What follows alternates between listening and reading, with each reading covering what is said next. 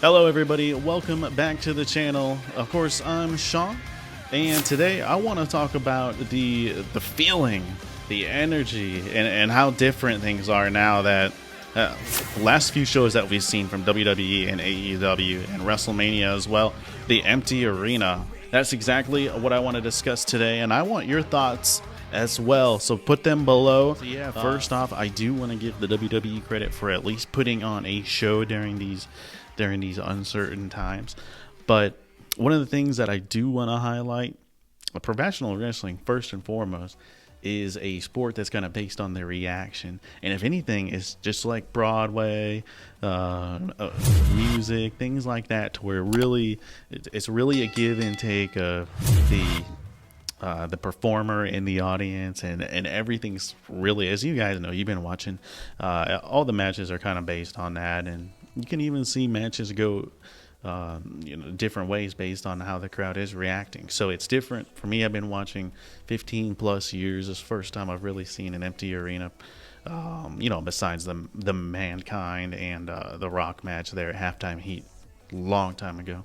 But this is still different for us. We're really in the second week there of them doing that. Plus we have WrestleMania still to come up in the next couple of weeks, which we do know now is going to take place over 2 nights, Saturday and Sunday. And they're going to be probably filming from a few different locations there just to try and keep things interesting.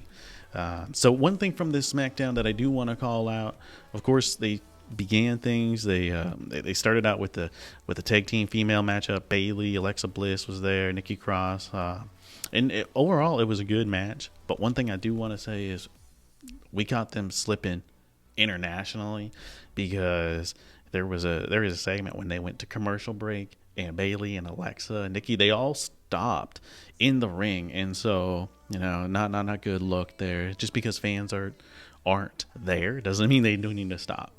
Especially if you're really doing this from the performance center anyways. What kind of example are you really setting there for the other folks trying to do what you're doing? So on that note, overall SmackDown was still pretty good, pretty solid.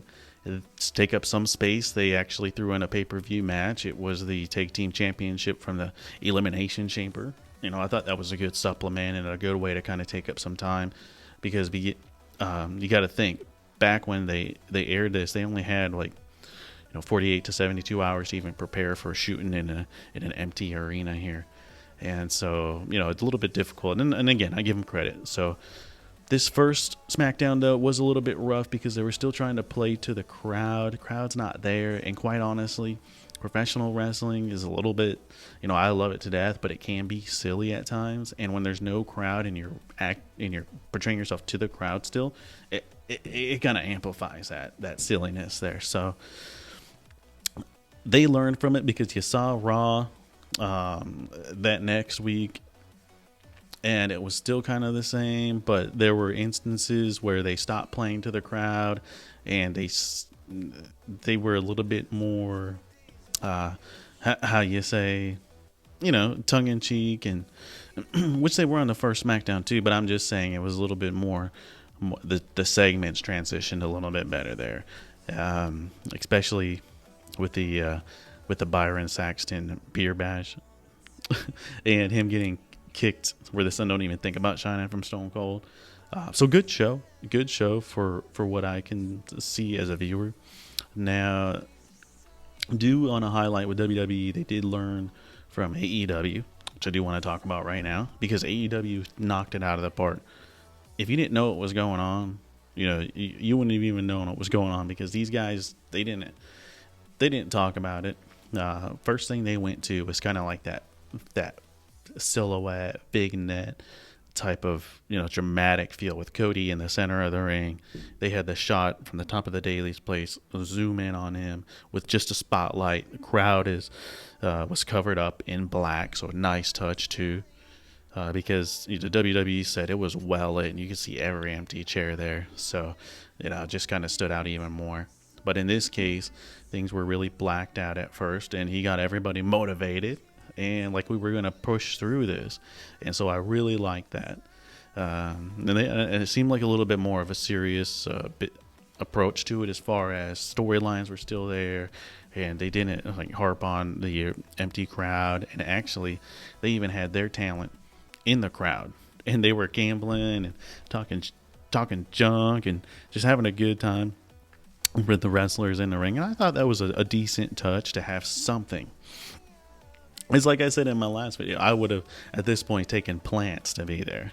So nice touch with also the hard cam placement, because when you walk down to the ramp in the WWE, you've got the ring steps, you go up, but the hard cam's on the opposite side, like facing towards me now. But what AEW did is their ramp, they went ahead and put the camera directly on it, so that most of like the screen, that when you're looking at the screen, most of the actual visual was like the Tron set and the stage, the ramp, and then the ring itself too. So not a lot of open opportunity to really see the crowd, because when you're watching sports entertainment, typically about 75% of the action is from that hard cam. So if they can kind of, with the other 25%, do like they did with the talent, or like they did this past week with some of the folks, like the ring bell, like, you know, because Brandy was playing 2 or 3 roles. She was ringing the bell, she was announcing, and she was kind of sitting out ringside. And you know, this past Dynamite, they weren't able to have people, the talent in the crowd, talking junk when the wrestlers were in the ring, but it was still a little bit unnoticeable, because again, they had the hard cam facing towards the ramp, but then also they again blacked out the chairs that were not going to be in use. And so, you know, a nice touch. And so I don't think it looked that bad. So it's going to be interesting to see. We talked about WrestleMania being 2 nights there. It'd be interesting to see what kind of set that they use, or sets that they use to do that. And then also, even with AEW Dynamite, we still saw the debut of Brody Lee, the debut of Matt Hardy, and it still kicked a lot of ass. The promos in between were awesome. And then also with the drone coming down 2 weeks in a row now, and Chris Jericho cutting a promo on that, man, the originality on that, and I felt that too. That was badass. I gotta say, I don't think I've ever seen anybody cut a promo on a drone. Jericho, of course, nailed it. And then the hop skip editing that they had with Matt Hardy when he started at the balcony, and they would edit it, and he would like disappear and go to different segments of the crowd. Awesome. Totally cheesy, but I liked it.